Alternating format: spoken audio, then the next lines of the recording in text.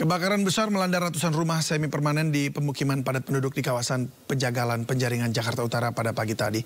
Dugaan sementara api berasal dari obat nyamuk di salah satu rumah warga.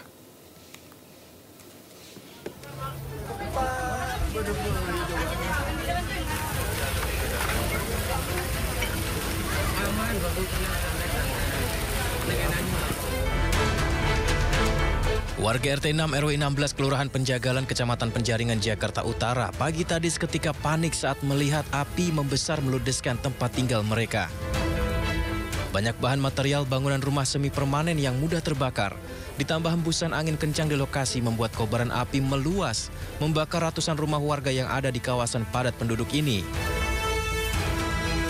Dibantu warga, petugas pemadam kebakaran DKI Jakarta yang tiba di lokasi bahu-membahu melakukan pemadaman. Sementara sebagian warga lainnya terlihat mengevakuasi barang berharga mereka ke tempat yang lebih aman, yang berada dekat dengan hutan kota Penjaringan. Belum diketahui pasti penyebab kebakaran terjadi, namun dugaan sementara api berasal dari pembakaran obat nyamuk di salah satu rumah warga di lokasi. Pemukiman, Pak. Berapa bangunan, Pak? 100 lah, 100, Pak. Maksudnya kalau rumah ya, kurang lebih 100 rumah di sini nih. Ratusan, Pak? Iya. Ini RT berapa, RW berapa? RT 6 RW 16, Kelurahan Penjagalan. Pak, ada penyebabnya apa, Pak? Informasi untuk sementara obat nyamuk. Apa, Pak? Obat nyamuk Obat nyamuk dari di dalam rumah atau gimana? di dalam rumah. Hingga saat ini petugas pemadam kebakaran masih melakukan pemadaman api yang masih menyala di sekitar lokasi. Dari Jakarta, Sofyan Firdaud, iNews melaporkan. Pasca kebakaran yang melanda ratusan rumah di pemukiman padat penduduk di Jalan Remaja 5, Kelurahan Manggarai, Jakarta Selatan, ribuan warga terpaksa mengungsi ke sejumlah posko. Pemda DKI Jakarta menyediakan 5 posko pengungsian bagi para korban.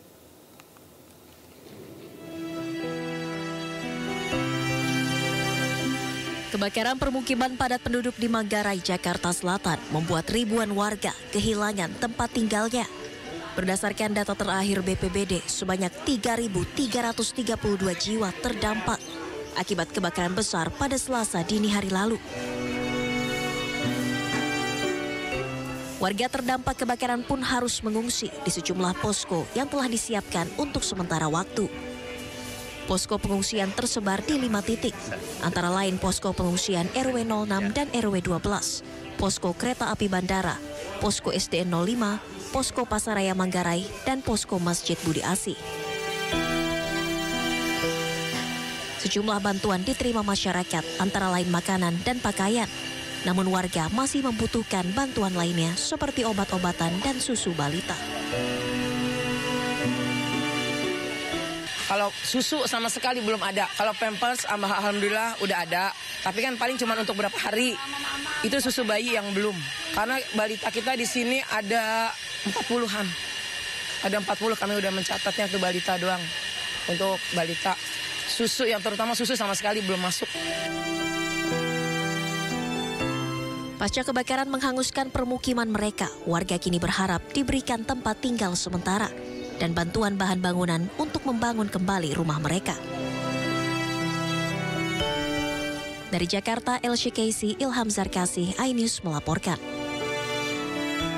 Pemirsa, pasca viralnya Cut Intan Nabila yang dianiaya oleh suaminya, Polres Bogor menetapkan Armor Toreador, suami korban, sebagai tersangka.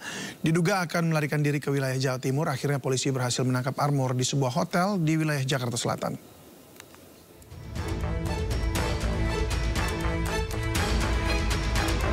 Pasca viralnya video Cut Intan Nabila yang dianiaya oleh suaminya, Polres Bogor menetapkan Armor Toreador, suami korban, sebagai tersangka. Saya ingin mengaktif, saya tidak perlu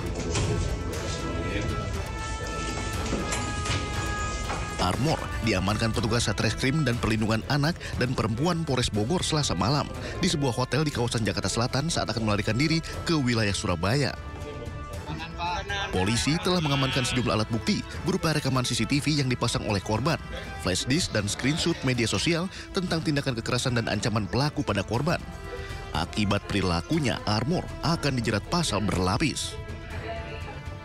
dan kami telah melakukan penahanan terhadap saudara ATG ini dengan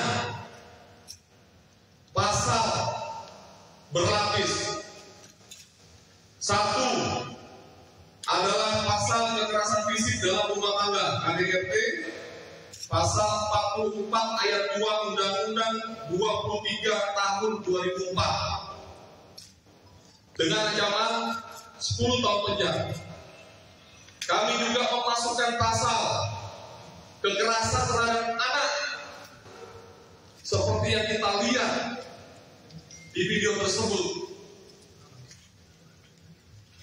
yaitu pasal 80 Undang-Undang Nomor 35 Tahun 2014 tentang perubahan atas Undang-Undang 23 Tahun 2002 dengan ancaman 4 tahun 8 bulan ditambah sepertiga. Saat ini korban beserta ketiga anaknya masih dalam pengawasan Pusat Pelayanan Terpadu Perlindungan Perempuan dan Anak Kabupaten Bogor. Dari Bogor, Jawa Barat, Wildan Hidayat, iNews melaporkan.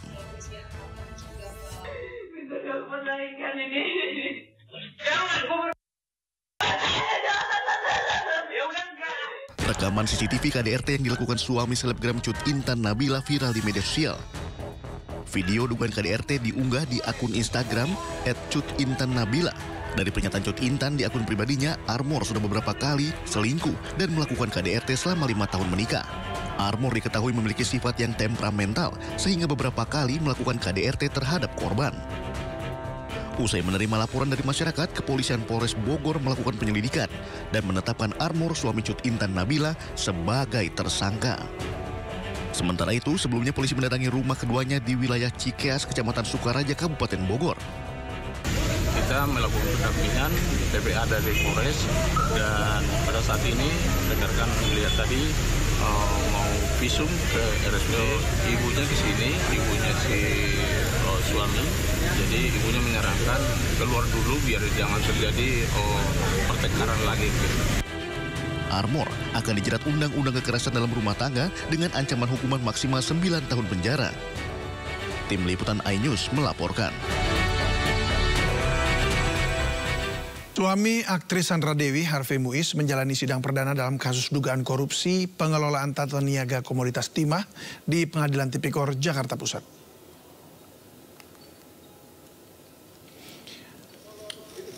Harvey Muiz tiba di ruang sidang utama Pengadilan Tindak Pidana Korupsi Jakarta Pusat pada Rabu pagi. Dalam sidang perdana ini, Jaksa Penuntut Umum Kejaksaan Agung RI membacakan surat dakwaan terhadap Harvey atas kasus dugaan korupsi pengelolaan tata niaga komoditas timah di wilayah izin usaha pertambangan PT Timah Tbk tahun 2015-2022. Dalam surat dakwaan, jaksa menyebut tindak korupsi yang dilakukan Harvey Muiz merugikan keuangan negara hingga mencapai 300 triliun rupiah. Tak hanya itu, tindak korupsi ini juga telah memperkaya Harvey Muiz sebesar 420 miliar rupiah. Atas dakwaan tersebut, Harvey menyatakan tidak mengajukan keberatan atau eksepsi dan sidang pun akan dilanjutkan dengan agenda pembuktian dari JPU pada Kamis pekan depan. Memperkaya terdakwa Harvey Muiz dan Helena setidak-tidaknya 420 miliar rupiah yang merugikan keuangan negara sebesar 300 triliun 3 miliar 263.938. Kami ulangi, 3 triliun 3 miliar 263.938.131 rupiah dan 14 sen berdasarkan laporan hasil audit perhitungan kerugian negara perkara dugaan tindak pidana korupsi tata niaga komoditas timah di wilayah izin usaha pertambangan atau IUPT Timah Tbk tahun 2015 sampai dengan tahun 2022 nomor PE 04.03/S/52/D5 03/2024 tanggal 28 Mei 2024 dari Badan Pengawasan Keuangan dan Pembangunan Republik Indonesia atau BPKRI. Perbuatan tersebut dilakukan dengan Saya ulangi lagi yang mulia, saya mengerti tentang dakwaannya dan saya mohon izin untuk melanjutkan ke tahap selanjutnya kalau diperbolehkan, ke tahap pembuktian. Tidak mengajukan eksepsi. Iya, tidak mengajukan eksepsi. Itu ya. Hari ini Ketua Umum DPP PDI Perjuangan mengumumkan 305 bakal calon kepala daerah di Pilkada Serentak 2024. PDI Perjuangan telah memastikan mengusung Edi Rahmayadi untuk bertarung di Sumatera Utara melawan Bobi Nasution. Pengumuman dilakukan di kantor DPP PDI Perjuangan di Jalan Diponegoro, Jakarta. Acara dipimpin langsung oleh Ketua Umum PDI Perjuangan Megawati Soekarno Putri. Dalam keterangannya, PDIP telah memastikan akan mengusung Edi Rahmayadi untuk bertarung di Sumatera Utara melawan Bobi Nasution. Selain Sumatera Utara, ada 305 kepala daerah lainnya yang akan diumumkan. Namun, hingga kini PDIP belum mengumumkan calonnya di kota-kota besar Pulau Jawa.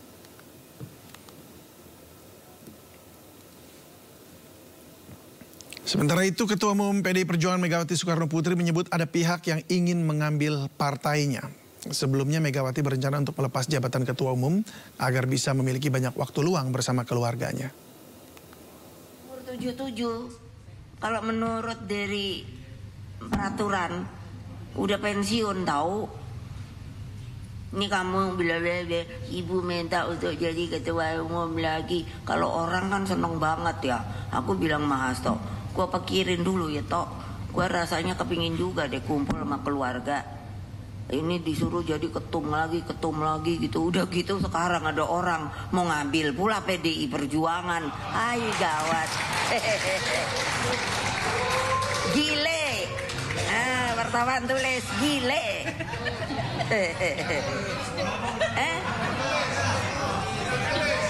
Apa? Enggak dengar. Ya bilang tuh Adian nih wartawan adik-adik kamu nih melempem semua. Dia nggak ngerti harga kehormatan.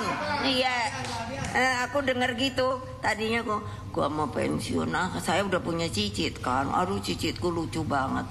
Aduh jadi apa ya darling saya. Oi, tahu-tahu disuruh jadi ketua umum tapi nggak nurut semua. Ngapain ya gua nggak nurut? Gitu dengar. Ini akan diambil nih kayaknya PDI Perjuangan. Saya mau jadi ketua umum lagi. Keren apa enggak? Ayo. Bener enggak? Loh. Tapi kan mesti turut perintah saya, no? Iya makanya manis-manis aja sama saya. Lo mau gosok-gosok orang, lo gosok deh wartawan. Keren gak? Ini mau 17 Agustus lo, gua jadi gila dah. Gila, dipikirnya saya takut. Lo keren. Kalau saya dipanggil sama KPK, kamu pada ngikut semua ya? Gile. Ya emangnya saya pernah main korupsi apa-apa, cari aja deh. Sampai capek deh aku mikirin deh, aduh. Ya, hari ini Kaisang Pangarep berkunjung ke kantor DPP Partai Amanat Nasional. Kedatangan Ketua Umum PSI Kaisang Pangarep disambut hangat oleh Ketua Umum PAN Zulkifli Hasan. Keduanya melakukan pertemuan tertutup untuk membahas kerjasama dalam Pilkada 2024 mendatang. PAN pun mengundang Kaisang untuk hadir dalam Kongres PAN pada 23 Agustus 2024. Dalam pertemuan kali ini, PAN menawarkan Kaisang untuk maju dalam Pilkada baik di Jakarta maupun Jawa Tengah.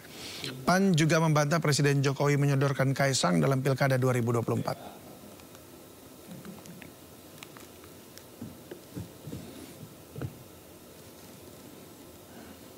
Tapi tadi juga ada doa dari Ketum PAN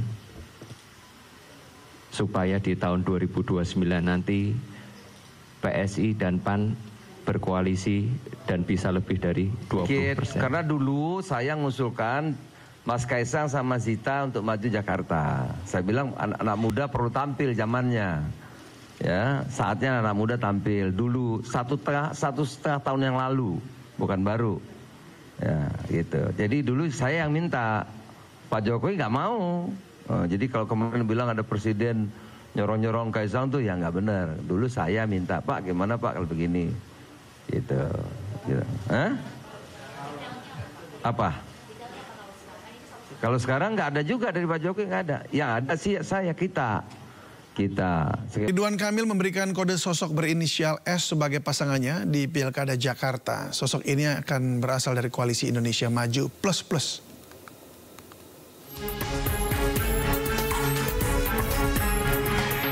Bakal calon gubernur Jakarta Ridwan Kamil mulai membuka sosok yang akan maju menemani dirinya di Pilkada Jakarta.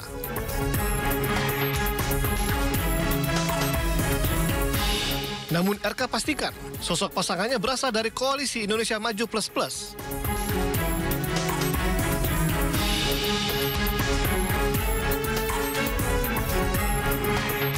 Sosok ini kemungkinan besar berasal dari PKS. Hal ini disampaikan oleh politisi Partai Amanat Nasional Derajat Wibowo. Derajat menyebutkan banyak tokoh PKS yang berinisial S.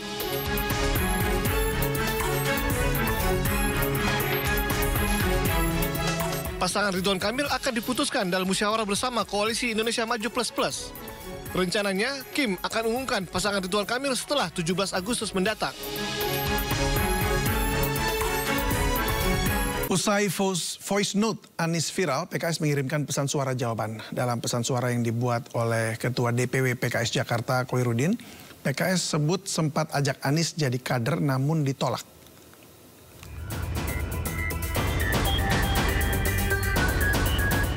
Hubungan Anies dengan PKS semakin memanas. Pesan suara PKS menjawab pesan suara Anies pun beredar di media sosial. Dalam pesan suara ini, PKS klarifikasi soal batas waktu 4 Agustus. Sementara saya, Herudin, pernah sampaikan langsung ke Pak Anies agar kalau tidak menerima Pak Soebul Iman, maka Pak Anies bisa mengenakan jaket putih, masuk sebagai kader PKS. Jadi nanti sebagai calon gubernur dari PKS, sehingga bisa mengambil calon wakil gubernur dari luar PKS.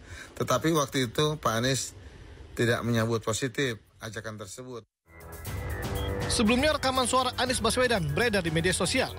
Anies kaget dengan tenggat waktu 4 Agustus. Anies juga klarifikasi bahwa tidak ada pembahasan soal adanya batasan 40 hari untuk mencari dukungan partai. Sama sekali kita tidak membahas soal 40 hari dan lain-lain. Nah, cuma saya kaget aja mendengar jubir-jubir PKS di media mengatakan tenggat waktu 40 hari, lalu deadline 4 Agustus sebagai deadline dari partai lain. Mengapa kaget? Karena memang tidak pernah dibahas ya. Dan setahu saya memang tidak pernah ada deadline soal SK dari partai lain. Yang ada adalah soal apakah setuju dengan Pak MSI sebagai pasangan. Dan itu juga seperti saya bilang tadi ya Pak, sudah disampaikan 31 Juli, 4 hari lebih awal dari yang diminta. Pernyataan terkait batas waktu bermula dari jubir PKS, Muhammad Khalid. Menurutnya, PKS telah memberikan batas waktu kepada Anies Baswedan untuk mencari rekan koalisi pada Pilkada Jakarta 2024. Namun hingga kini, tak kunjung adanya rekan koalisi. Akibatnya, Anies dan PKS terancam gagal berkontestasi pada Pilkada Jakarta. Padahal PKS adalah partai dengan kursi terbanyak di DPRD Jakarta saat ini. Sementara di sisi lain, Golkar yang tergabung dalam Koalisi Indonesia Maju telah mengusung Ridwan Kamil sebagai bakal calon gubernur di Pilkada Jakarta. Tim Liputan iNews melaporkan. Pilkada Jakarta semakin dekat, isu kota kosong pun kian mencuat. Sejumlah pihak merasa demokrasi kita sedang tidak baik-baik saja. Lantas benarkah pilkada tanpa lawan artinya demokrasi sedang terancam? Untuk membahasnya lebih dalam, sudah bergabung bersama kami malam ini melalui sambungan Zoom, pakar hukum kepemiluan Titi Anggraini. Selamat malam Mbak Titi. Selamat malam Mas David, Assalamualaikum. Waalaikumsalam, terima kasih sudah hadir Mbak. Pertanyaan ini adalah mengenai tren kota kosong yang meningkat tiap pilkada, bahkan dalam 2 dekade kalau dalam catatan saya. Tolong dikoreksi kalau salah. Tapi seberapa besar potensi kota kosong yang akan terjadi pada kali ini? Ya, kami sejak lama melakukan analisis ya dengan tipologi peningkatan jumlah calon tunggal di pilkada kita sejak 2015 sampai 2020 dan kondisi pilkada kita di tahun 2024. Kami mensinyalir akan ada peningkatan jumlah pilkada dengan calon tunggal di tahun 2024 karena banyak alasan. Yang pertama, para pasangan calon dan partai politik meyakini bahwa calon tunggal itu memberikan probabilitas kemenangan yang tinggi. Jadi dari 2015 sampai 2020 itu ada 53 pilkada bercalon tunggal. 52 diantaranya menang, jadi 98,11%. Jadi dari sisi kemenangan probabilitasnya menjanjikan. Nah yang kedua, dari sisi misalnya proses, dia lebih mudah untuk kemudian merebut dan memenangkan partai ketimbang kemudian bertaruh dengan suara pemilih, begitu ya. Sehingga dengan situasi itu seolah-olah lebih baik memastikan kemenangan sejak awal daripada kemudian memberikan misalnya penentuan suara itu sepenuhnya kepada pemilih, di mana pemilih itu punya logika dan rasionalitasnya sendiri. Nah ini partai semakin pragmatis ke sini. Belum lagi ditambah realitas bahwa penentuan pencalonan pilkada itu ujung-ujungnya bermuara kepada keputusan elit partai di Jakarta. Makanya kalau Mas David lihat dan pemirsa semua lihat ya, yang rapat itu elit di Jakarta, padahal pilkadanya di daerah begitu. Jadi ini yang menimbulkan kesenjangan aspirasi antara yang di daerah dengan yang di Jakarta. Apalagi kalau kita lihat di undang-undang pilkada kita, kalau misalnya pengurus partai di daerah tidak mau menominasikan pasangan calon tertentu, itu DPP bisa mengambil alih. Jadi DPP Dewan Pimpinan Pusat itu bisa langsung mencalonkan. Nah ditambah situasi terakhir nih Mas David ya, partai politik kita itu sebenarnya belum terlalu pulih dari proses pilpres, di mana dari sisi kondisi internal bahkan di beberapa partai masih ada ya situasi panas dingin akibat kompetisi di antara para caleg begitu. Lalu juga dari sisi kondisi keuangan. Nah ada pragmatisme yang kemudian apalagi berhadapan dengan situasi tidak punya kader yang terlalu mumpuni, ya sudah akhirnya melepas posisi pencalonan untuk kemudian mengikut kepada koalisi yang lebih besar. Ya ini seakan-akan jadinya seakan-akan begitu ya, kayak nggak ada pilihan lain, akhirnya terbawa ke situ ya. Tetapi ini sepertinya rakyat jadi suaranya seperti ditinggalkan gitu. Partai politik justru tidak mewakili rakyat lagi kalau memang kemudian tadi dikatakan Mbak Titi bahwa semuanya ditentukan juga dari lobby-lobby partai di pusat. Nah menurut Anda, tren ini kemudian apakah menjadi indikasi proses demokrasi di Indonesia ini bermasalah jadinya? Iya, indikasi bermasalahnya bahkan sejak 2017 ya, ketika peningkatan calon tunggal itu naik 300%. Jadi memang dia menjadi jalan pintas. Kalau dulu partai-partai itu merapat ke calon yang kuat, biasanya petahana atau orang yang elektabilitasnya tinggi, karena partai tidak mau istilahnya keluar uang banyak dan kemudian rugi begitu ya, karena mereka akhirnya tidak menang pilkada. Jadi ada kecenderungan merapatnya adalah ke petahana atau figur yang kuat. Nah di 2024 ternyata ada tren yang agak berbeda. Selain kemudian ditentukan betul oleh kepemimpinan partai di tingkat pusat, ternyata justru calon tunggal diduga kuat menjadi alat justru untuk membungkam calon yang elektabilitas dan punya kekuatan dukungan di masyarakat. Contohnya mungkin kalau boleh disebutkan dalam sebut sekarang saja ini DKI mungkin Jakarta ya. Mas DKI Anies barangkali Jakarta begitu ya. Betul, di DKI Jakarta itu kan terlihat ya, kalau fenomena calon tunggal sejak 2015, justru yang partai-partai itu merapat ke figur-figur seperti Anies Baswedan. Tetapi justru di Pilkada 2024, figur dengan elektabilitas tinggi, lalu kemudian dengan dukungan yang kuat di masyarakat, aspirasinya juga kuat, justru itu yang kemudian kesulitan mendapatkan dukungan. Nah, selama ini kan kita selalu mengatakan partai itu orientasinya kemenangan elektoral. Makanya mengangkat orang yang populer, orang yang elektabilitasnya tinggi. Dan itu juga yang menjadi pertimbangan bahkan di Pilpres kan. Di Pilpres itu ada yang kemudian kader inti partai malah tidak dicalonkan, yang dicalonkan adalah kader yang elektabilitasnya tinggi. Fenomena Jokowi sebut saja di 2014. Berangkat dari kemudian Solo, langsung masuk ke DKI Jakarta, dan kemudian pencalonan Pilpres. Padahal dari sisi struktural elit misalnya, kader yang istilahnya kadarnya lebih tinggi, itu kan ada.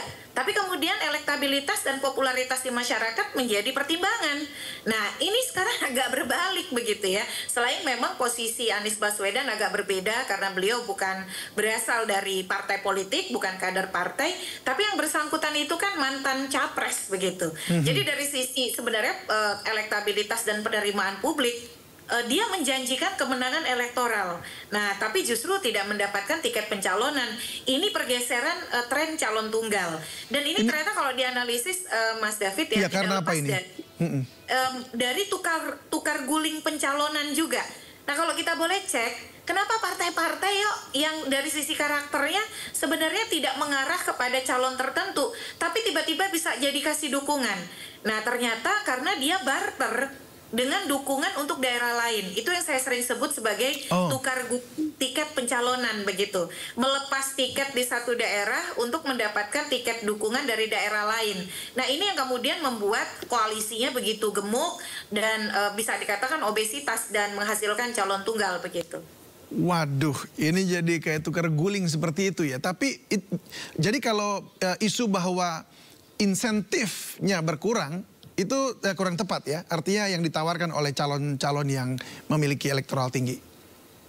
Iya, jadi betul sekali ya. Jadi bukan insentif, tapi calon dengan elektoral tinggi, elektabilitas tinggi, sekarang itu bukan magnet bagi partai politik. Justru partainya menggunakan koalisi atau kemudian tiket pencalonan yang gemuk itu untuk menghambat calon-calon yang diproyeksi akan menang pilkada begitu.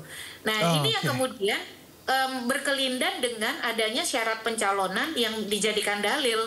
Ya karena kan kami harus punya 20% kursi atau 25% suara sah begitu ya.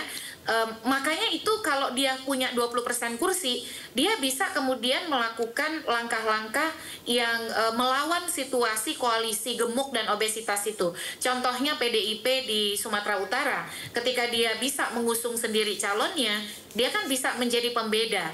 Tapi kalau di suatu daerah ada keinginan untuk berbeda sekalipun, tapi kalau syarat pencalonannya tidak terpenuhi ya Mas David ya, tidak punya kursi begitu, ya akhirnya dia ikut arus begitu. Tetapi di beberapa daerah ya ikut arusnya karena dia ingin tadi mendapatkan tiket pencalonan di daerah lain, sebab dia tidak bisa mengusung di tempat A dengan harapan dia dapat dukungan dari koalisi tersebut untuk bisa mengusung calon di daerah B.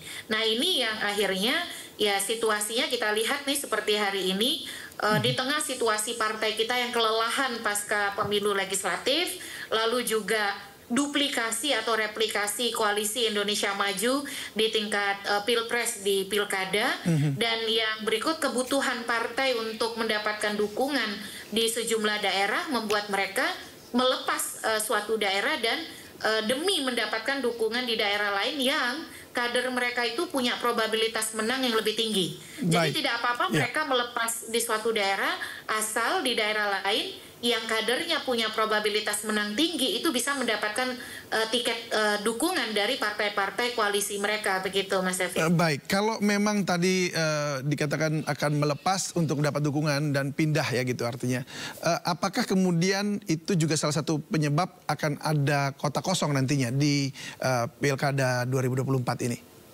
Ya, itu salah satunya. Selain memang tadi ya, saya kira mereka motif terbesarnya adalah mengamankan kemenangan.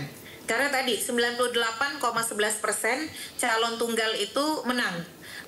Hanya di Kota Makassar saja kota kosong yang menang ya, dan akhirnya pilkadanya diselenggarakan pada 2020. Dia menang di 2018. Jadi tapi saya kira di 2024 ini ada faktor tambahan lain. Faktor tambahan lainnya apa? Kita berada di tengah situasi pilkada pencalonan sebelum pembentukan kabinet.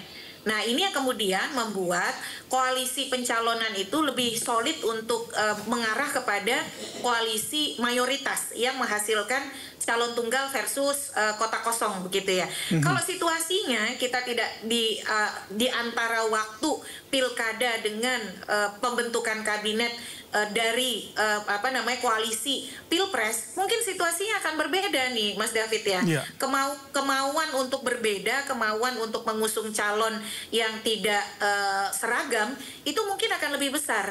Tapi situasinya ini kan ada upaya untuk juga mendapatkan insentif dari peristiwa politik yang lain, bisa sebut saja lah pembentukan kabinet begitu. Makanya kemudian mengapa koalisi Pilpres dia efektif diduplikasi di pilkada, karena ada insentif selain tadi ya bisa tukar guling syarat pencalonan sehingga kader-kadernya di daerah-daerah potensial bisa dapat dukungan dan bisa berpotensi calon tunggal semua. Makanya saya suka bilang pada akhirnya semua juga menjadi pelaku begitu ya. Karena setiap partai punya kader yang jadi calon tunggal. Tapi yang kedua, harapan mendapatkan insentif menjadi bagian dari koalisi besar melalui ruang untuk menjadi bagian dari kabinet itu juga menjadi salah satu kontributor yang membuat calon tunggal itu bisa terjadi begitu. Ya, ini yang menarik adalah bahwa hari-hari ini bahkan ada isu reshuffle ya. Sejumlah menteri gitu. Jadi ini kalau sambungkan dengan pembicaraan kita tadi yang disampaikan oleh Mbak Titi, tampaknya ini ada korelasinya begitu ya. Tetapi kita tetap di kota kosong dulu ya, karena itu di segmen berikutnya. Apakah kota kosong ini juga dapat dianggap sebagai bentuk protes gitu terhadap minimnya kandidat yang ada atau tarik ulur koalisi partai politiknya? Iya, kota kosong itu adalah pilihan yang sah. Jadi masyarakat juga harus tahu bahwa ketika partai politik bersepakat untuk mengusung calon tunggal, masyarakat boleh menolak. Kalau masyarakat suka dengan calon tunggal boleh dipilih. Tapi kalau masyarakat merasa bahwa calon tunggal dihasilkan dari proses blocking politik yang tidak sesuai dengan nilai-nilai demokrasi dan daerah berhak mendapatkan pilihan calon yang lebih baik, masyarakat sangat boleh dan dianjurkan untuk memilih kotak kosong atau kolom kosong di surat suara. Karena itu dijamin oleh konstitusi kita dan dijamin oleh undang-undang kita ya, Undang-Undang Nomor 10 Tahun 2016. Tapi sayangnya di lapangan itu banyak hoax yang beredar.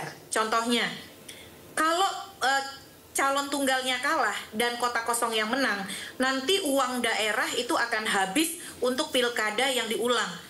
Pembangunan infrastruktur, kesehatan, pendidikan, nanti uangnya bisa tersedot untuk pilkada. Nah, yang benar bagaimana tuh, Mbak Titi? Nah, itu tidak benar tuh. Jadi jangan sampai kemudian publik dibebani tanggung jawab yang seharusnya itu menjadi tanggung jawab partai politik kita. Jadi kalau partai politik tidak mau kotak kosong misalnya menang, ya sodorkan calon dong. Kompetisi yang betul-betul kompetitif. Karena hak rakyat itu kan 5 tahun sekali, dijamin oleh konstitusi. Mereka berhak untuk menyalurkan aspirasi politiknya. Dan yang paling penting, anggaran daerah itu kita pakai untuk hak kita itu 5 tahun sekali begitu. Dan di beberapa daerah bahkan yang memimpin kita tidak kita pilih karena adanya penjabat. Itu yang pertama. Yang kedua, Mas David, masih ada sosialisasi yang kurang maksimal, yang menganggap bahwa karena di surat suara itu kan hanya ada foto pasangan calon versus kolom kosong di sebelahnya ya, atau kotak kosong. Jadi banyak masyarakat kita yang tidak terpapar pendidikan politik yang menganggap ya karena yang dipilih itu pasangan calon, sebab yang difasilitasi alat peraga oleh KPU. Kan KPU itu dapat memfasilitasi alat peraga ya bagi pasangan calon. Nah, yang difasilitasi alat peraga itu hanya pasangan calon tunggal. Jadinya di sejumlah daerah yang saya pantau, pemilih seolah-olah merasa yang karena ada orangnya itu hanya dia, ya dicoblos lah itu ya. Pilkada itu nyoblosnya orang begitu ya. Mereka tidak tahu bahwa kotak kosong di sebelah si pasangan calon tunggal itu boleh dipilih. Nah, ini jadi tantangan kita bagi KPU untuk pendidikan politik, untuk masyarakat sipil dan juga media untuk mencerahkan masyarakat. Baik, nah lalu bagaimana Anda melihat potensi kotak kosong untuk Pilgub Jakarta? Kalau kota kosong versus calon, saya melihat dengan kualitas dan dinamika pemilih Jakarta, sudah pasti itu kota kosong yang akan menang. Tapi problemnya adalah Mas David, jangan sampai ada cara-cara misalnya untuk meloloskan calon perseorangan secara melawan hukum begitu ya. Maksudnya gimana? Memunculkan calon boneka begitu atau gimana? Ya kan kita sama-sama belajar dari pilkada di Solo ya, Surakarta. bagaimana di 2020 itu riset misal atau laporan jurnalisme dari salah satu media besar menemukan kejanggalan soal pencalonan calon perseorangan begitu ya.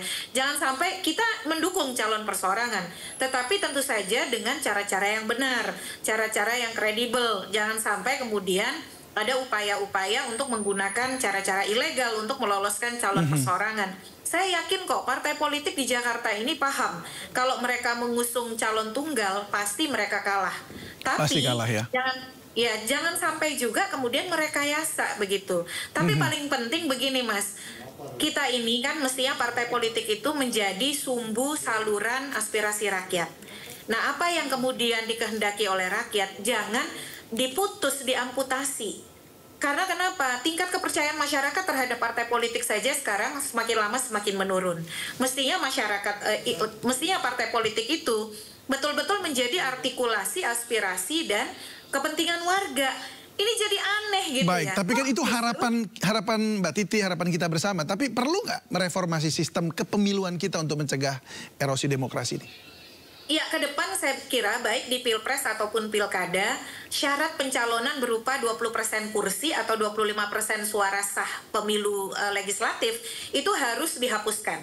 Makanya seperti saat ini ya, saya menggugat ke Mahkamah Konstitusi untuk pencalonan di Pilpres, ambang batas pencalonan Pilpres. Di Pilkada misalnya ada Partai Buruh dan sejumlah partai-partai non-parlemen yang melakukan upaya hukum. Nah, itu kita harus dukung, karena ternyata itu menjadi alat sandera. Dan kalau saya komparasikan dengan salah satu negara, misalnya di Turki juga mengenal persyaratan pencalonan berupa ambang batas kursi atau suara. Nah, kalau di mereka itu suaranya itu cuma 5%.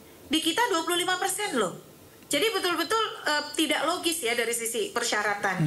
Nah, memang juga harus difikirkan soal misalnya larangan memborong semua dukungan. Kalau di Meksiko itu ada ketentuan tuh. Kalau misalnya partai sudah meraup di atas 40%, dia itu harus berhenti. Dia tidak boleh lebih dari 40%. Di kita ini bahkan ada yang 25% kursi. Calon tunggalnya, potensi calon tunggalnya itu memborong sampai 23 kursi. Hanya menyisakan 2 kursi begitu. Nah, itu kan sangat tidak sehat ya. Masalahnya jadi calon tunggalnya ini yang elektabilitasnya justru rendah begitu. Baik. Semoga itu usaha tersebut kemudian berhasil begitu ya, sesuai dengan yang diharapkan. Dan kita juga bisa lihat bahwa pemilu ke depan ini khususnya Pilkada ini juga boleh memberikan pemilu yang terbaik. Ya, jangan sampai terus kemudian semua lawan kota kosongnya lebih parah lagi kalau kota kosong yang menang. Oh ya, terakhir, tapi sebelum kita tutup, kota kosong kalau menang itu menurut undang-undang kan akan dilakukan pemilu atau pilkada ulang. Pilkada ulang dalam waktu dekat atau pilkada ulang 5 tahun lagi. Ini akan jadi persoalan kalau perbedaan persepsi ini. Pengaturannya sudah sangat jelas di Undang-Undang Pilkada, itu diatur di pasal 54 sampai 56. Jadi disebutkan kalau calon tunggalnya kalah, maka dilakukan pemilihan ulang di tahun berikutnya. Jadi tahun berikutnya itu atau di waktu yang ditentukan oleh peraturan perundang-undangan. Nah, tahun berikutnya itu kan jelas. Kalau 2024 berarti 2025. Baik. Bukan kemudian disebut nanti 2029. Tidak begitu. Itu juga jangan sampai membuat masyarakat kita tidak mau pilih kolom kosong atau kota kosong ya. Karena nanti dibilang nanti kita akan dipimpin penjabat 5 tahun. Tidak begitu. Jadi kalau kota kosong yang menang, pemilihannya adalah di tahun berikutnya. Itu jelas di dalam Undang-Undang Nomor 10 Tahun 2016. Semoga tidak ada tafsir yang bergeser dari apa yang ada diatur di dalam Undang-Undang Pilkada kita. Luar biasa. Terima kasih Mbak Titi sudah berbagi bersama kami. Ini jadi pencerahan juga dan masyarakat juga tentunya jadi akan bersemangat ini untuk nyoblos begitu ya. Salam sehat selalu. Sampai jumpa dan selamat malam.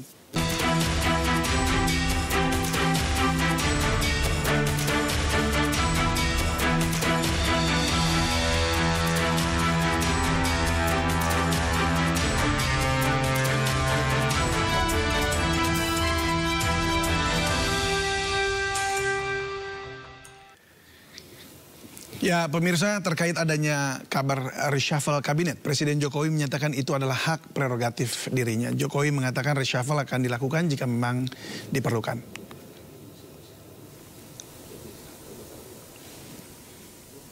Ditemui saat meninjau lapangan PSSI di Ibu Kota Nusantara, Kalimantan Timur, Presiden Jokowi menyatakan ia mempunyai hak prerogatif dalam mereshuffle kabinet.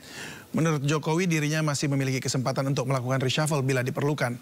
Namun saat ditanya terkait kapan akan merombak kabinetnya, Jokowi enggan menjawab.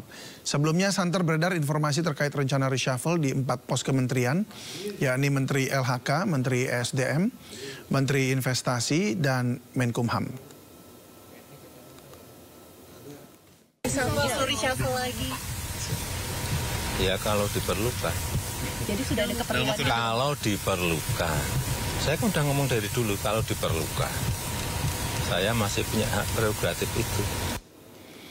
Masa pemerintahan Jokowi akan berakhir, isu reshuffle malah santer bergulir. Sejumlah menteri non-koalisi Indonesia Maju disinyalir akan diganti terlebih dulu. Jika ya akan ada reshuffle, mengapa saat di ujung pemerintahan? Untuk membahas yang lebih dalam, sudah bergabung bersama kami malam ini melalui sambungan Zoom, tenaga ahli utama KSP, Ali Mohtar Ngabalin. Selamat malam, Abangda Ngabalin. Selamat malam, Assalamualaikum warahmatullahi wabarakatuh. Waalaikumsalam warahmatullahi wabarakatuh. Terima kasih sudah hadir. Dan hadir pula juru bicara PDI Perjuangan, Ciko Hakim. Selamat malam, Bang Ciko. Malam, David, Bang Ali. Terima kasih. Siap. Baik, terima kasih. Saya ke Abangda Ngabalin dulu ya. Berapa yang akan di-reshuffle pada kali ini? Ya, ini dari 2 hari lalu, ya kemarin sampai hari ini. Tadi juga untuk bisa memastikan informasi yang berseliweran ini, menurut kebiasaan kami di kantor staf Presiden, sampai dengan jam segini ini, saya masih ada di sini. Kita koordinasi kemudian untuk mendapatkan informasi yang valid terkait dengan berita yang berseliweran ini, bahwa apakah ada reshuffle atau tidak. Sampai dengan hari ini kita tidak tahu dari mana sumbernya. Sementara sumber yang pasti itu adalah tentu dari Sekretariat Negara, dari Menteri Sekretaris Negara, dari Presiden, atau dari Kepala Staf Kepresidenan, atau dari Mas Pram ya, selaku Menteri Sekretaris Kabinet. Biasanya isu-isu yang begitu loh Bang, yang justru malah kemudian, wah bisa kejadian beberapa kali kan juga begitu ya. Ya, tapi kan untuk kepentingan publik dan diseminasi informasi, kami harus menyampaikan berita ini kepastiannya. Umpama kita baru habis ketemu Presiden atau habis ketemu dengan Pak Pratik, kemudian ada informasi seperti begini dan kita sampaikan kepada pers dan publik. Ya, terlepas dari itu semua, tentu saja bahwa kawan-kawan wartawan akan punya kemampuan dalam berselancar terkait dengan data-data dan informasi-informasi seperti yang sedang diberitakan ini. Tapi saya ingin mengatakan bahwa sampai dengan sore hari ini, ya tadi Presiden menyerahkan atau memberikan berbagai macam bintang anugerah kepada para tokoh-tokoh, para menteri dan lain-lain. Kami pun terus mencari informasi dan data ini. Sama sekali kita belum menemukan data dan informasi ini datang dari mana.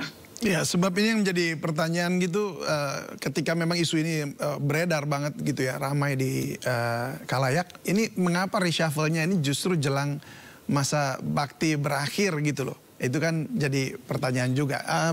Bang Ngabalin dengar juga nggak itu? Ya, artinya kalau mau menjelang atau mau kapanpun dalam Undang-Undang Dasar itu melekat. Hak dan kewenangan itu diatur dalam Undang-Undang Dasar. Jadi hak-hak prerogatif yang dimiliki oleh Presiden seperti yang beliau sampaikan juga itu adalah diatur semua dalam ketentuan undang-undang, penjabaran dari Undang-Undang Dasar 1945. Jadi dalam posisi itulah maka Presiden sebagai user tentu punya rencana, kerangka berpikir, apa yang hendak dan akan beliau lakukan, itu menjadi kewenangan mutlak quote and quote yang dimiliki oleh Presiden. Baik, saya ke Bang Ciko. Bang, ini santer, tentunya Bang Ciko juga sudah dengar ya tentang isu reshuffle ini. Nah, salah satunya soalnya yang ada dalam data atau informasi yang beredar itu adalah kader dari PDIP ya, dari Menkumham Yasona Lauli. Apa tanggapan Anda? Saya justru mendengarnya, kalau dikatakan David tadi, kita sudah mendengar, saya dengarnya justru dari media. jujur aja. Jadi kita belum pernah mendengar dari informasi ini dari pihak-pihak yang terkait tadi disampaikan oleh Bung Abalin. Terkait ini kan tentunya kalau datangnya dari Seknek misalnya atau dari Seskap, kebetulan Seskapnya juga adalah kader dari PDI Perjuangan, ya kan, Mas Pramono Anung. Justru kita mendengar dari media, saya pribadi sebagai juru bicara justru mendengar ini karena ditanya-tanya terus oleh media dalam 1-2 hari terakhir. Tapi pada prinsipnya begini, bahwa mengganti menteri, mencopot menteri, menunjuk menteri, melantik menteri itu adalah hak prerogatif dari Presiden. Dan kami di PDI Perjuangan sebagai partai politik yang beroperasi di negeri tercinta ini tentunya taat dan patuh dan memahami undang-undang yang berlaku. Dan undang-undangnya sudah mengatakan begitu. Nah, Ibu Megawati Soekarno Putri sendiri beberapa waktu terakhir ya, walaupun memang kita ada berpisah jalan dalam pilihan-pilihan politik dan pandangan-pandangan politik dengan Presiden Joko Widodo dan keluarganya, namun Ibu mengingatkan pada kader-kader kami di PDI Perjuangan yang menduduki kursi-kursi atau posisi di kementerian untuk tetap bekerja sampai akhir masa jabatan dan membantu Presiden untuk melakukan kerja-kerja yang fokusnya adalah mensejahterakan rakyat, membangun negeri ini, dan memang itu sudah menjadi komitmen. Dan artinya juga, kalaupun memang di tengah jalan atau di akhir masa jabatan ini akan terjadi reshuffle dan itu juga yang diganti adalah menteri-menteri dari PDI Perjuangan, itu tidak menjadi masalah bagi kami. Karena itu memang sudah hak yang bersangkutan. Tetapi tentu yang menjadi catatan, apabila reshuffle itu dilakukan dalam beberapa bulan yang begitu dekat dengan akhir masa jabatan, tentunya harus ada juga justifikasi yang betul-betul difokuskan untuk pembangunan, difokuskan untuk meningkatkan kinerja, dan memang banyak sekali permasalahan bangsa yang harus diselesaikan. Baik, kalau justifikasinya di luar dari itu, apakah... Ya, kalau justifikasinya di luar dari itu kan sesungguhnya ya kita harus tahu juga tetap seperti apa kira-kira. Tapi kan saya meyakini ya orang-orang yang di dalam pemerintahan termasuk Presiden Jokowi tentu akan mengedepankan apa-apa yang terkait dengan permasalahan-permasalahan bangsa. Karena dalam 2-3 bulan ke depan semoga saja memang kalau memang akan dilakukan reshuffle, yaitu yang tetap menjadi apa yang prioritas, yaitu kita lihat bahwa terkait dengan kesejahteraan sosial misalnya, terkait dengan harga bahan pokok, terkait dengan menguatnya dolar atau melemahnya rupiah terhadap dolar, yang selama ini pulih. Nah ini hal-hal seperti itulah yang harusnya menjadi prioritas. Tapi kembali lagi, kita sampaikan bagi PDI Perjuangan tidak ada masalah kalau memang kader kami yang akan diganti, dan kalau betul memang akan terjadi reshuffle, karena itu memang adalah hak Presiden. Dan ini suatu hal yang biasa dalam pemerintahan selama ini juga terjadi. Baik, saya kembali ke Bang Abalin. Ini reshuffle yang diisukan ini ya, beredar ini apakah akan bersifat kontinu gitu ke pemerintahan Pak Prabowo? Apakah Anda juga melihat itu? Karena sepertinya seakan-akan sudah memang ada penempatan khusus begitu. Iya, ini hal yang paling pokok itu karena kita sendiri tidak tahu informasi dan data ini dari mana, sehingga betul-betul memang menguras energi kita semua untuk membicarakan hal yang betul-betul memang jago ini. Orang menyebarkan berita-berita ini juga menjadi bagian yang sungguh sangat merisaukan, bahwa kalau umpama besok, lusa, atau pasca 17 Agustus kemudian ada benar terjadi, tentu saja bahwa lagi-lagi saya ingin mengatakan bahwa ini menjadi bagian yang tidak terpisahkan dari hak dan kewenangan yang dimiliki oleh Presiden Joko Widodo. Dengan begitu maka kita tunggu aja.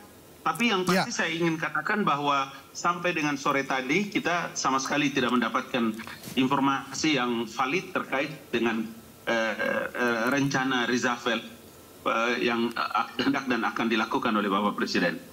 Baik, sudah bergabung bersama kita ada Mas Pangi Syarwi, pengamat politik. Mas Pangi, terima kasih sudah bergabung bersama kami. Selamat malam. Ya, malam Bang. Baik, Bang kita Bang Abalin. Ya baik, kita ini lagi bicara isu reshuffle ini di ujung pemerintahan yang sekarang lagi ramai gitu, dan Pak Jokowi juga sempat merespon saat ditanya oleh tim kami.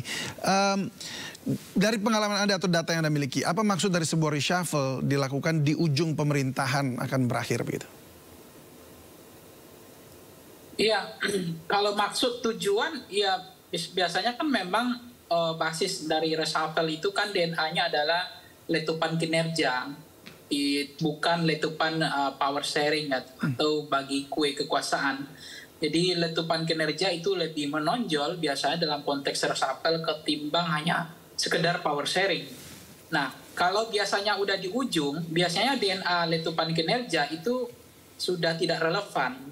Karena memang untuk apa juga kemudian dievaluasi, karena waktu tersisa juga sudah injury time last minute, dan justru tidak akan ada berdampak apa-apa kecuali hanya akan membuat kebisingan politik, akan menjadi tidak nyaman karena ada konteks reshuffle yang sebetulnya ini hanya untuk ada agenda-agenda lain, bukan agenda untuk murni pada basis kinerja. Apa agenda lain menurut Anda?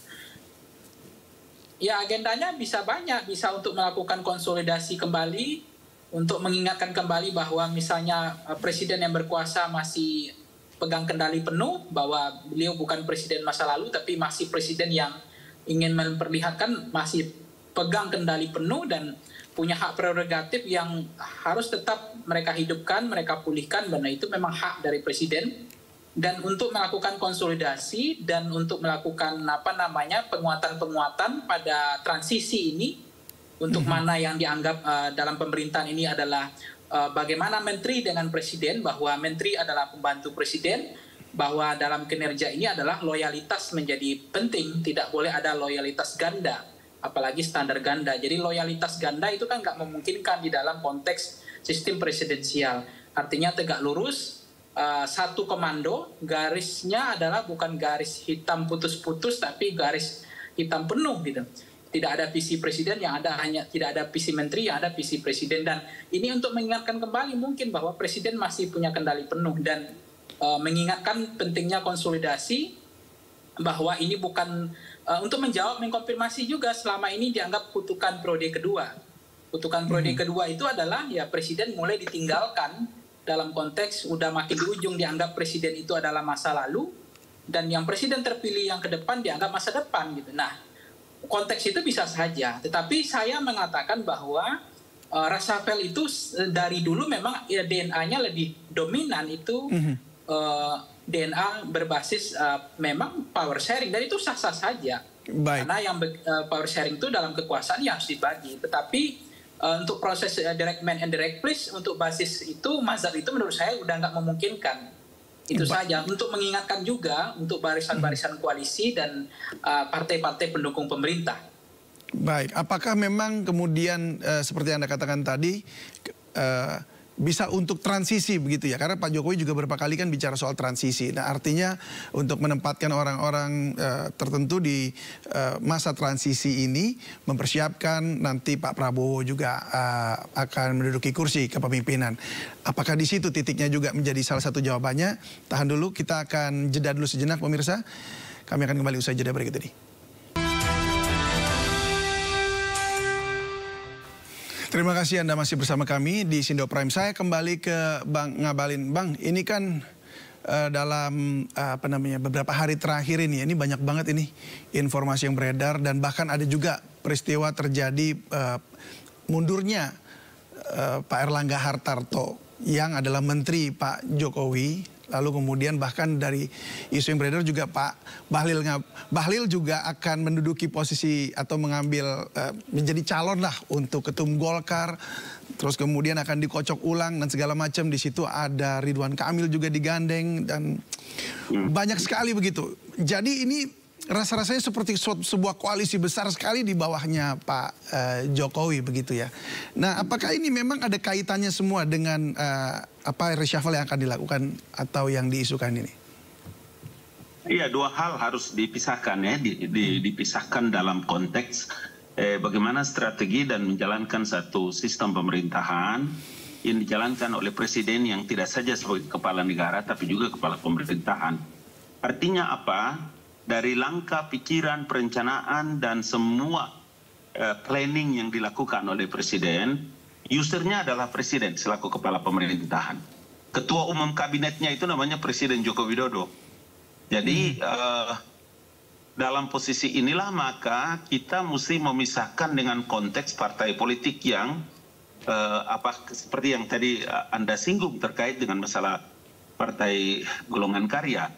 Artinya bahwa internalnya partai Golkar, ini saya kader Golkar ya, saya kader Golkar, jadi saya lebih mengerti secara internal partainya maupun eksternal bahwa apa yang dilakukan hari ini sama sekali tidak ada hubungan kait-mengait terkait dengan apa yang hendak dan akan dilakukan oleh presiden. Karena user terkait dengan pergantian anggota kabinet, apakah itu kepala badan, apakah itu menteri, apakah itu wakil menteri, adalah kepentingannya bagi presiden. Karena presiden yang punya kebutuhan. Nah, urusan inilah yang menurut saya memang bolak-balik kita bicara. Tentu saja ini menjadi hal yang tidak terpisahkan dari sebuah informasi publik. Persoalan yang paling mendasar ini, Bang I dan Bang Ciko, ini sekarang ini sampai sekarang ini kan kita tidak tahu sumber utama yang menceritakan, melempar terkait dengan masalah isu reshuffle dan semua ini makhluk dari mana yang menyebarkan ini berita. Karena sampai dengan sore ini saya ikuti terus ini perkembangan, dan biasanya kalau ada informasi-informasi seperti begini, saya kalau tidak ke Pak Muldoko, saya selalu ke Mas Pram atau ke Pak Pratik, atau pas ada waktu dan kesempatan saya langsung bertanya kepada Presiden. Tapi ini sama sekali tidak ada informasinya, Pangi. Itu yang terkadang membuat kita semua terjebak dalam satu informasi yang justru publik itu jadi kacau dengan berseliurannya informasi seperti ini. Tapi lagi-lagi saya mau bilang bahwa hak dan kewenangan untuk menggonta-ganti para pembantu presiden ini tentu saja adalah presiden. Jadi saya kira untuk bisa memastikan ini ya kita mesti tunggu. Karena kewenangan itu semua diatur dalam undang-undang kan? Ya, baik. Saya ke Bang Ciko. Bagaimana Bang Ciko tanggapan Anda? Anda melihat ada sebuah grand design atau invisible hands atau apa begitu dalam perpolitikan kita kali ini? Saya nggak terlalu melihat ada korelasinya antara apa yang terjadi dengan Pak Erlangga atau kemudian juga menjadi Pak Erlangga dari Golkar dengan apa yang akan tidak betul akan terjadi reshuffle. Kan harapan kita semua tadi sudah saya sampaikan bahwa, dan Mas Pangi juga sampaikan kalau reshuffle itu memang harusnya depannya lebih terkait dengan kinerja. Tapi kembali lagi, kalau itu terjadi dalam 2-3 bulan terakhir gitu, harapannya juga tentunya tetap bahwa ada permasalahan-permasalahan yang urgent yang memang tidak dapat diselesaikan oleh sosok-sosok yang ada di kementerian saat ini misalnya, ya, kemudian harus diganti untuk bisa mengakselerasi suatu program misalnya, program-program yang meningkatkan kesejahteraan rakyat, nah itu yang harus menjadi utama. Tapi kan itu hanya catatan, karena kembali lagi kami dari PDI Perjuangan dan juga partai-partai politik lain tentu tidak bisa mengatur terkait dengan pencopotan, penggantian, dan pelantikan menteri. Itu adalah hak prerogatif presiden. Kami tegaskan di PDI Perjuangan, kami sudah mewakafkan kader-kader terbaik kami untuk di posisi kementerian, dan Ibu Megawati Soekarno Putri telah menitipkan kepada mereka semua untuk tetap bertahan dan bekerja di bawah kepemimpinan Presiden Jokowi di kabinet sampai akhir masa jabatan. Tentu kembali lagi, kalaupun memang harus berganti di tengah jalan, itu pun juga akan kami terima. Saya mohon maaf, saya pamit karena tadi sudah disampaikan baterainya ada masalah teknis. Ya, baik. Terima kasih Bang Ciko. Dan mungkin terakhir saya ke Mas Pangi ya. Mas Pangi, jadi kalau dari tanggapan Anda sendiri bagaimana melihatnya? Apakah memang karena tidak mungkin dalam waktu tinggal 2 bulan ini kemudian mau ada reshuffle yang ujungnya adalah untuk memperkuat atau membuat perubahan lagi dalam kementerian, tetapi tentunya akan ada suatu agenda yang lainnya. Apakah Anda melihat ada sebuah tangan yang sedang mengaduk atau mengkocok dadu dan untuk kemudian persiapan untuk sesuatu yang lain gitu? Ya, kalau memang resapel ini terjadi dalam waktu dekat, saya menduga, mencermati ini bahwa ini murni memang bukan resapel berbasis kepada letupan kinerja. Tetapi bisa saja agenda lainnya adalah untuk konsolidasi, bisa juga untuk stabilitas politik, bisa juga untuk agenda transisi ini. Itu juga akan bisa terjadi. Tetapi lagi-lagi yang kita pernah ingatkan kepada Presiden bahwa resapel berkali-kali itu menandakan membuat Presiden menjadi problematik, dilematis tersendiri. Buat si Mahkamah dianggap strong leadership yang dipertanyakan karena berkali-kali gitu. Tapi memang lagi-lagi hak prerogatif Presiden, usernya Presiden, saya sepakat bahwa kemudian ini santer menjadi perbincangan publik, jadi bising siapa yang menghembuskan isu ini juga nggak jelas. Ditambah lagi memang Zakon kabinet juga sudah diimpikan dari dulu. Itu udah mimpi kita kabinet yang profesional, kabinet yang ahli, bukan hanya sebatas kabinet power sharing atau hanya untuk kabinet untuk mengakomodir kepentingan politik yang sudah berdarah-berdarah bekerja keras. Tetapi lagi-lagi memang perlu diingat juga ada fatsun, ada etika politik bahwa kabinet hari ini itu adalah kerja keras 5 tahun yang lalu. Jadi tetap Presiden terpilih harus tetap mempertimbangkan bagaimana yang beliau bisa menjadi presiden itu karena partai pengusung di 5 tahun yang lalu, dan itu tidak mudah. Kemudian dan PDIP nampaknya saya lihat, perhatikan, saya cermati juga siap kalau itu dianggap sudah tidak lagi perlu dipertahankan. PDIP juga siap untuk pergi secara terhormat gitu kan, karena memang itu user itu adalah agenda, itu adalah menteri hanya pembantu presiden. Jadi kalau memang dianggap tidak lagi loyal, ya presiden juga bisa mengganti. Kalau tidak punya kinerja baik juga presiden bisa mengganti. Atau kemudian tidak menciptakan stabilitas politik dan bagaimana melakukan konsolidasi supaya soliditas di internal makin kuat, supaya kementerian ini seiring sejalan seia sekata, terjadi sinergisitas. Kalau memang ada yang kemudian sudah mulai kehilangan intensitas arah, menteri-menterinya bisa diingatkan. Saya pikir itu yang menjadi poin penting bahwa mesti memang kalau untuk merubah kinerja hampir-hampir mustahil sih menurut saya. Tapi kalau untuk mengakomodir kepentingan politik yang tersisa masih memungkinkan. Ya. Baik, Mas Pangi, terima kasih banyak sudah memberikan insight juga, dan Abang Da Ngabalin terima kasih juga sudah memberikan jawaban kepastian apakah hari ini akan ada reshuffle atau tidak. Tapi semoga ada reshuffle atau tidak, tetap yang terbaik untuk Indonesia. Ya baik, terima kasih Bang Ngabalin, terima kasih Mas Pangi, selamat malam. Terima kasih. Ya pemirsa, jelang peringatan Hari Ulang Tahun ke-79 Republik Indonesia, Presiden Joko Widodo menyematkan tanda jasa dan tanda kehormatan kepada 61 tokoh di Istana Negara Jakarta pada hari ini. Pemberian tanda jasa dan kehormatan ini sebagai bentuk penghargaan negara atas kontribusi besar yang telah diberikan oleh para tokoh dalam berbagai bidang selama masa pemerintahan Presiden Joko Widodo. Berbagai tanda jasa dan kehormatan yang diberikan yaitu medali kepeloporan untuk 2 orang, tanda kehormatan Bintang Republik Indonesia untuk 2 orang, tanda kehormatan Bintang Mahaputra untuk 39 orang, tanda kehormatan Bintang Jasa untuk 17 orang, dan tanda kehormatan Bintang Budaya Paramadharma untuk 2 orang. 61 orang penerima penghargaan terdiri dari 23 orang merupakan menteri, 10 orang wakil menteri, 9 orang pejabat lembaga tinggi negara, 7 orang pejabat pimpinan lembaga pemerintah dan non-kementerian, 5 orang pejabat TNI dan Polri, 5 orang WNI dengan latar belakang profesi, dan 2 orang budayawan.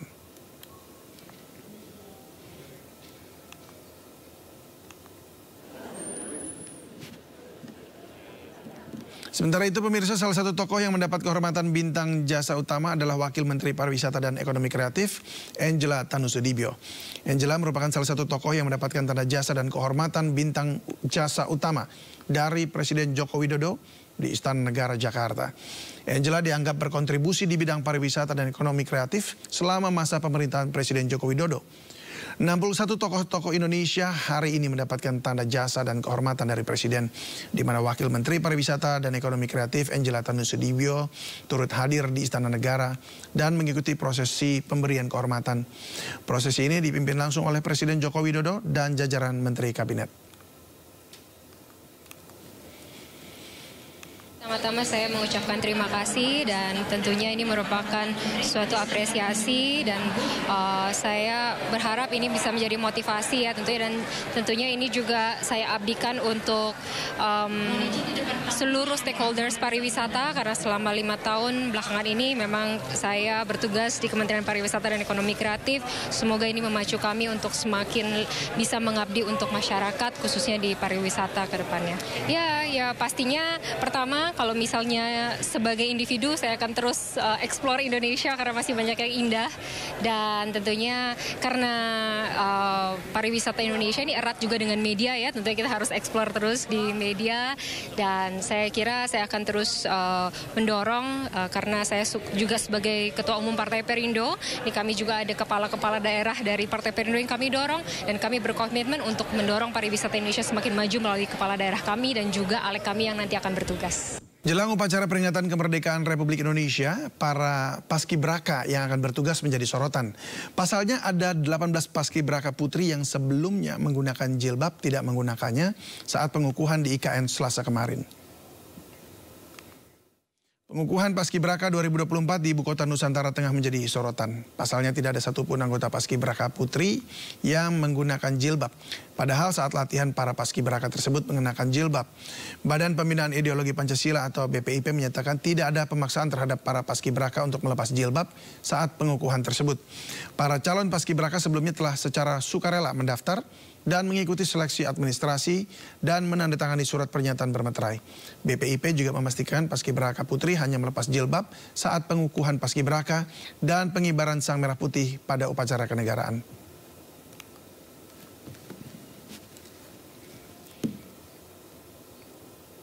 BPIP memahami aspirasi masyarakat. BPIP menegaskan bahwa tidak melakukan pemaksaan lepas jilbab. Penampilan Paskibraka putih dengan mengenakan pakaian, atribut, dan sikap tampang sebagaimana terlihat pada saat pelaksanaan tugas kenegaraan, yaitu pengukuhan Paskibraka, adalah kesukarelaan mereka dalam rangka mematuhi peraturan yang ada dan hanya dilakukan pada saat pengukuhan Paskibraka dan pengibaran sang merah putih pada upacara kenegaraan saja. Pemirsa, Usman Kansong mengundurkan diri dari jabatan Direktur Jenderal Informasi dan Komunikasi Publik Kemenkominfo. Usman pun membantah keputusan tersebut diambil karena adanya tekanan politik. Usman mengaku keputusan mundur tersebut telah ia bicarakan dengan Menkominfo Budi Ari Setiadi. Ia membantah mendapat intervensi dari pihak eksternal yang memintanya mengundurkan diri. Menurut Usman, alasannya mundur lebih bersifat personal, alih-alih menyangkut persoalan politik. Ia mengatakan selama 3 tahun menjabat sudah waktunya butuh penyegaran bagi dirinya, juga bagi organisasi yang ia pimpin. Setelah memutuskan untuk mundur dari jabatan Dirjen IKP, Usman mengatakan bahwa dirinya akan kembali menekuni jurnalistik dan menjadi penulis.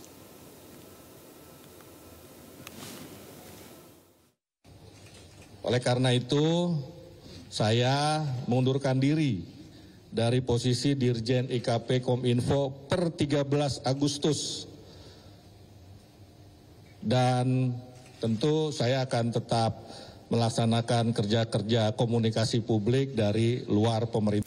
Agus Gumiwang ditunjuk sebagai PLT Ketua Umum Partai Golkar. Penunjukan Agus dilakukan usai rapat pleno 2 hari setelah Erlangga Hartarto mundur dari jabatan Ketum Golkar.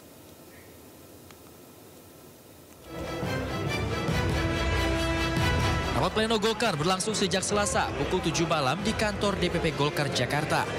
Dalam rapat ini, Golkar menunjuk Agus Gumiwang sebagai PLT Ketua Umum menggantikan Erlangga Hartarto. Dalam rapat pleno, Golkar juga menjadwalkan Rapimnas Partai pada 20 Agustus 2024 serta musyawarah nasional memilih Ketua Umum baru pada tanggal 21 Agustus. Saya diberikan amanah untuk memimpin Partai Golkar sebagai PLT Ketua Umum Partai Golkar, dan tugas utama saya sebagai PLT Ketua Umum Partai Golkar adalah mengantarkan Golkar menuju Rapimnas dan Munas ke-11 Partai Golkar. Ketua Dewan Pembina Bapilu Partai Golkar, Idrus Marham, menyatakan saat ini ada 34 DPD Provinsi sepakat mendukung Bahlil Lahadalia sebagai Ketua Umum pengganti Erlangga Hartarto. Kita berterima kasih dong. Kalau misalkan Pak Jokowi menghargai kader Golkar yang namanya Bahlil. Tidak atas nama Golkar, tetapi karena kemampuan individu, kompetensi dirinya. Mestinya kan kita terima kasih. Kan itu gitu loh.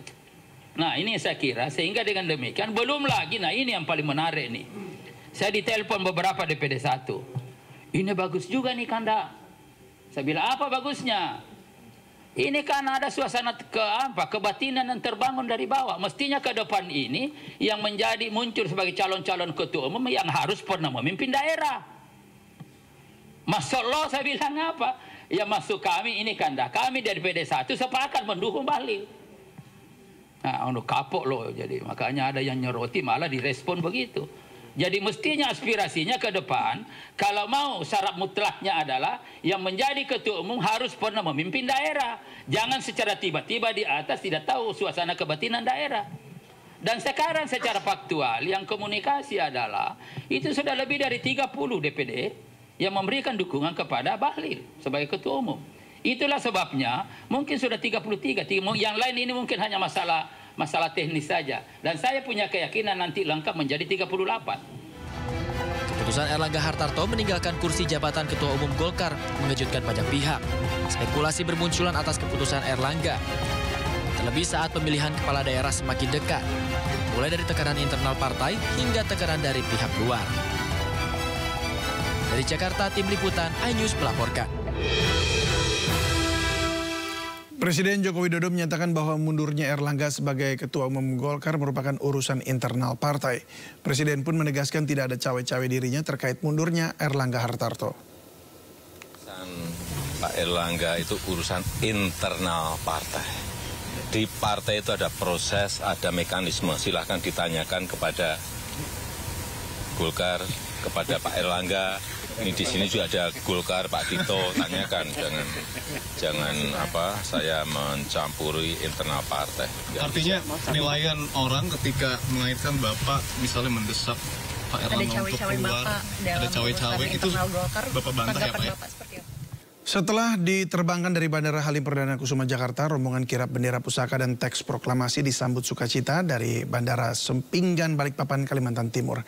Konvoi rombongan kirap tiba di Istana Garuda Ibu Kota Nusantara di Penajam Pasar Utara, Kalimantan Timur setelah melintasi jembatan Pulau Balang Bentang Panjang yang baru diresmikan Presiden Jokowi.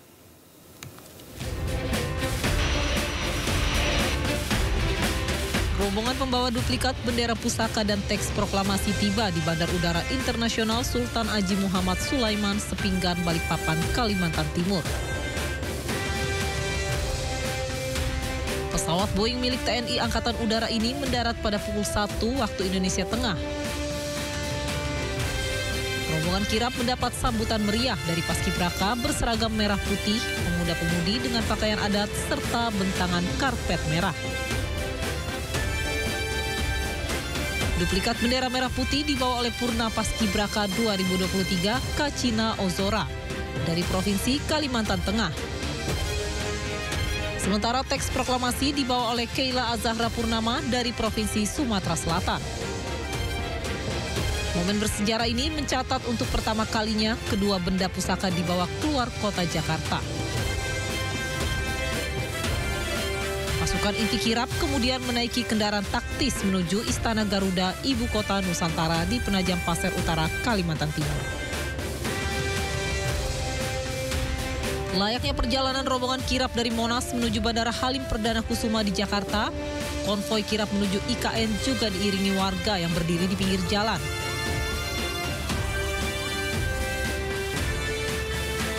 Warga menyambut dengan meriah sambil melambaikan bendera merah putih.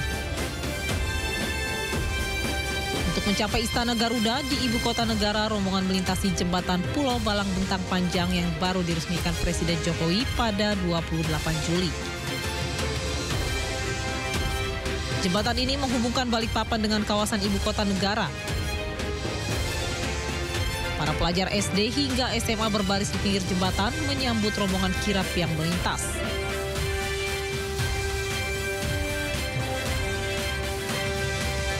Setelah menempuh perjalanan selama 1,5 jam, rombongan kirap tiba di Istana Garuda, ibu kota negara di Penajam Pasir Utara.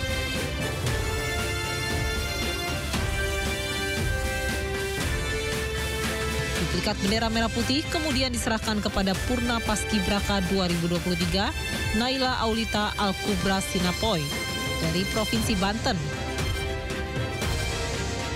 Sedangkan teks proklamasi diserahkan kepada Lili Wenda dari Provinsi Papua Pegunungan. Pada 17 Agustus pekan depan, duplikat bendera merah putih akan diserahkan Presiden Joko Widodo kepada tim Paskibraka 2024 untuk dikibarkan di Istana Garuda IKN dalam rangkaian peringatan kemerdekaan Republik Indonesia ke-79. Tim Liputan melaporkan.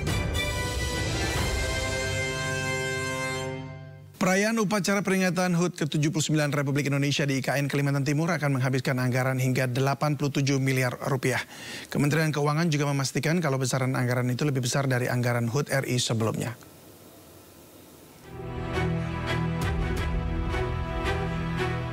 Demi suksesnya pelaksanaan upacara peringatan HUT ke-79 RI di IKN Kalimantan Timur pada 17 Agustus 2024, Kementerian Keuangan telah menyiapkan anggaran cukup besar. Dirjen Anggaran Kemenku Isa Rahmat Tarwata menjelaskan bahwa pihaknya menyiapkan anggaran hingga 87 miliar rupiah. Isa menyebut jumlah itu lebih besar dibandingkan anggaran perayaan di Jakarta sebab adanya pengadaan peralatan upacara yang baru untuk di IKN.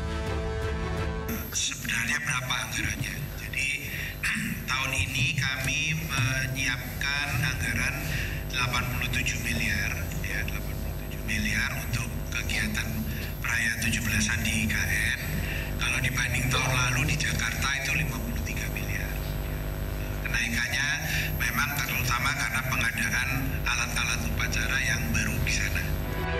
Sebelumnya Presiden Jokowi menjelaskan bahwa anggaran yang digunakan dalam perayaan HUT RI kali ini lebih besar. Hal ini akibat realisasi anggaran yang dibutuhkan IKN lebih besar. Dari Jakarta, Raharjo Patmo, iNews melaporkan. Presiden Joko Widodo menjajal moda transportasi baru Autonomous Rail Transit atau tram otonom di Ibu Kota Nusantara, Kalimantan Timur. Jokowi memastikan kereta otonom siap beroperasi pada peringatan HUT ke-79 Republik Indonesia di IKN. Presiden Jokowi didampingi sejumlah menteri kabinet menaiki tram otonom dari depan Istana Negara IKN, menempuh rute yang meliputi beberapa titik penting di kawasan inti pemerintahan Ibu Kota Nusantara. Dengan waktu tempuh sekitar 7 menit saat melintasi rute tersebut. Jokowi menyampaikan bahwa moda transportasi tersebut merupakan komitmen pemerintah menerapkan transportasi berbasis energi hijau di IKN. Tram otonom ini dipastikan siap digunakan pada perayaan HUT ke-79 Republik Indonesia di IKN dan akan dioperasikan untuk melayani antar jemput tamu dan masyarakat yang mengikuti perayaan. Kalau kita pakai ART ini memang harus jalan itu harus lebar dan jalan di IKN memang sudah didesain lebar, itu memang cukup untuk itu. Kota-kota lain di Indonesia saya kira semuanya sekarang ini memerlukan transportasi massal yang berbasis energi hijau. Kota-kota seperti Surabaya, kemudian Makassar, Medan, Bandung, saya kira sudah memerlukan transportasi massal seperti ini. Kalau kita pengen, ini kan harganya kira-kira 70-an miliar satu unit ya, satu unit rangkaian kira-kira 70.